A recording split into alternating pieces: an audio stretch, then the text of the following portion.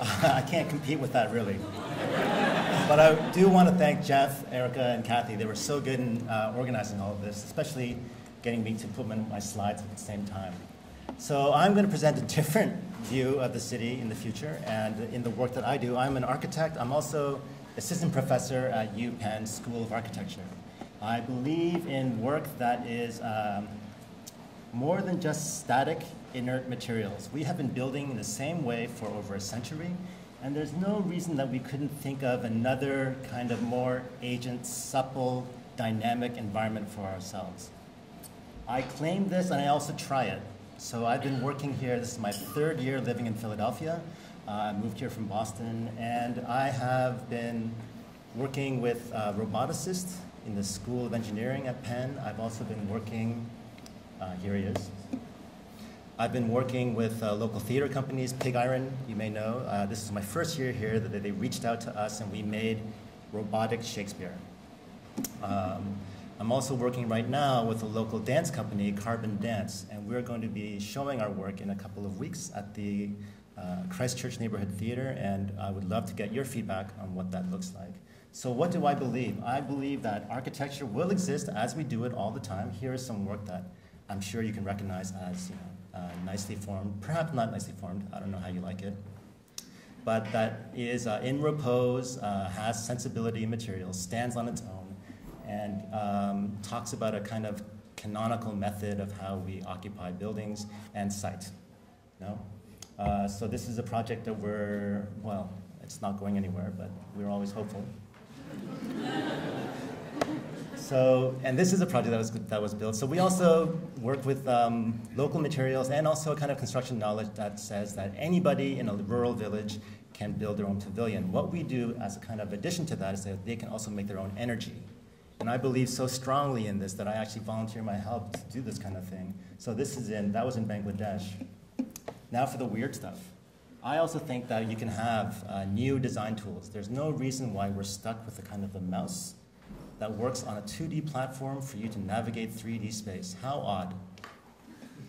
I've developed in my first year at MIT, this is at the Media Lab, a movable space mouse. I call it the GUI.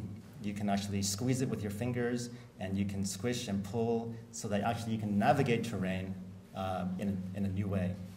This is it's a prototype that I designed for Ars Electronica, where I thought that walls could be different. I mean, there is a need for a wall and a certain particular kind of use for it. It separates us. It gives a clear identities, different rooms. I actually think that walls can actually also transmit data, so that you can push these pistons back and forth, and that data can be pushed to a screen, so that suddenly what is physical walls can also become digital information on display.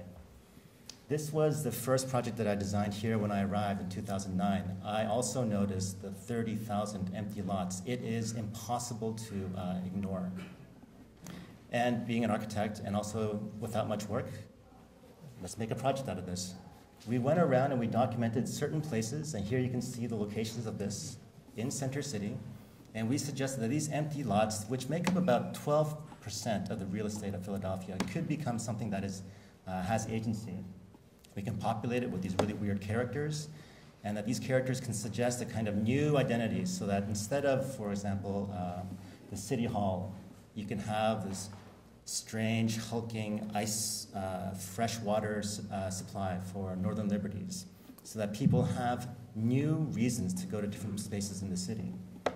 So this was, again, I don't show movies in PowerPoint just because I've learned the hard way. You never know what's going to happen. But trust me when I say it's brilliant. This is a project now where I'm working with local students in Philadelphia. We put architects and engineers together and we force pair them. It's much easier said than done, but it always comes out with actual better than expected results every single time. When you chain these two different disciplines together, and their grade depends on it, they will work together to do things that are not what they would produce by themselves. Architects want to make things look great. Engineers want to make things that work great. And why not put that together to make something that's extremely, extremely interesting? So this is a kind of a little caterpillar machine that can walk on its own. And why do I find that interesting as an architect? Why am I doing these things at all at a size of this level?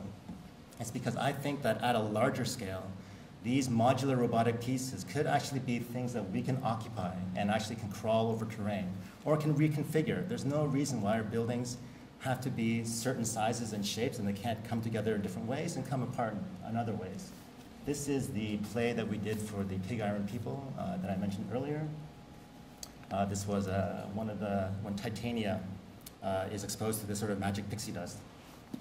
And these are these sort of helmets that Oberon and her wear.